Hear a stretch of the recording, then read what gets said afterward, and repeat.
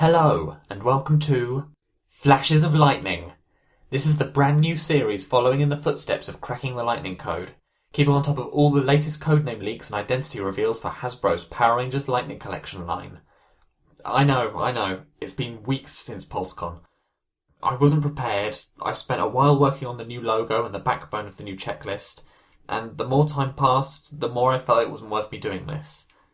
Then, Pudgy Pig came along and gave me a reason to march forward. But before we get to him, there's a lot to catch up on. As a quick summary for any newcomers, the products in Hasbro's Power Rangers lines have internal code names, which are used for early listings and on other places like bills of lading.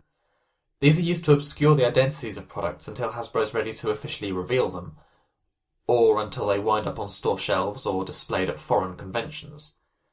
The code names always use some particular system.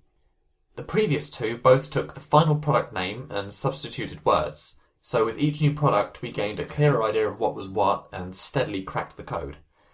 Now, settling in with the 11th wave of the line, we have a third code system, this time using names and other prominent words from the Canterbury Tales, a collection of 14th century works by Geoffrey Chaucer.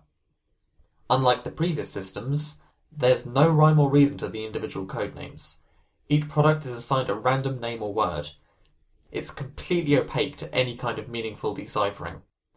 While my previous series, Cracking the Lightning Code, was dedicated to trying to decipher the second code system, Flashes of Lightning will simply work to keep track of every known code name and pair them with the identity of the product that they belong to. Less building a cipher, more filling in a list. Fun times! You probably all know the relevant products here, so I'm just going to blast right through everything. Firstly, the 8 Walmart codes discovered in August are for the Retro Megazord line.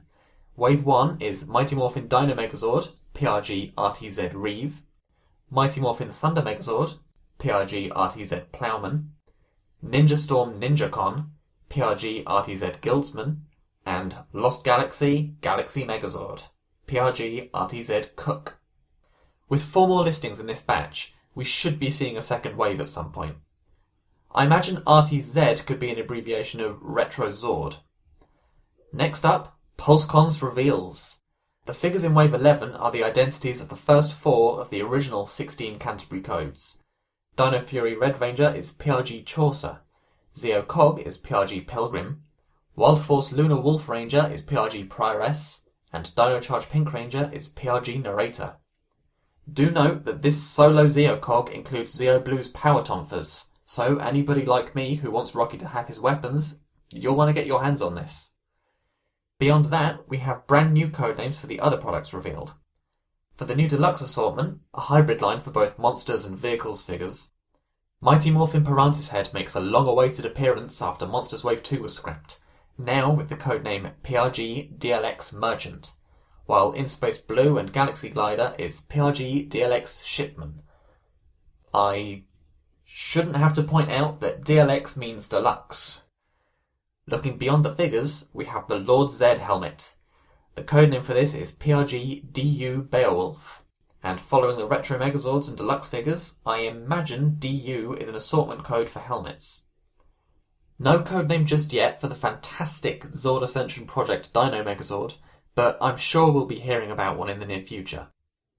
Now, of course, all of these products were brought up in September by @LightningFigPR, known on YouTube as Toku Topics, the host of the ever-informative Lightning Storm series, for those who don't know. And that means that we can be fairly confident that all the other products he teased for 2022 should also be on the horizon.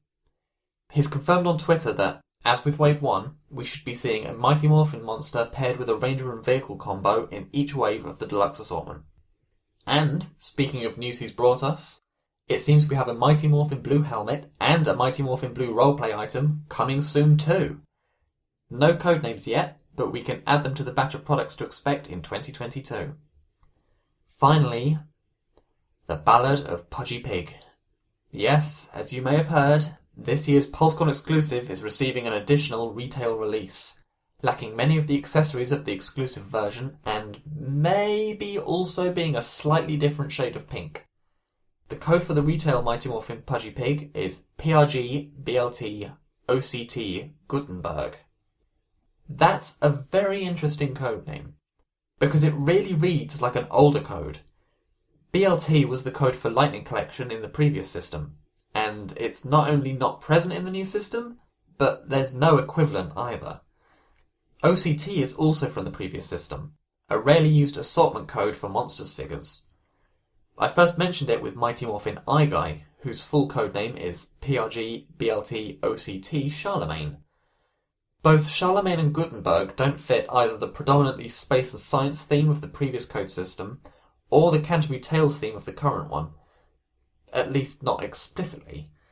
A Google search gives me a quote from the Canterbury Tales which alludes to a man punished for betraying Charlemagne's army, while Project Gutenberg is a website storing thousands of ebooks, including the Canterbury Tales. And, as it happens, several books on Charlemagne. They're tenuous links, but they're still worthy of note. Honestly, I went into this thinking I could trot out the old key and update it one last time, but I'm torn on whether this is meant to be part of the previous system or the new one. If the BLT wasn't there, and if I didn't know OCT had been used in the codenames for King Sphinx and Pumpkin Wrapper in some places, I would assume they were part of the new system, but there's a lot tying them to the previous. For now, I won't be squeezing them into the new checklist. We'll see if we can figure them out down the line. Oh, also, In Space Silver Ranger is PRG LC Fig. At least according to his Pulse image URLs.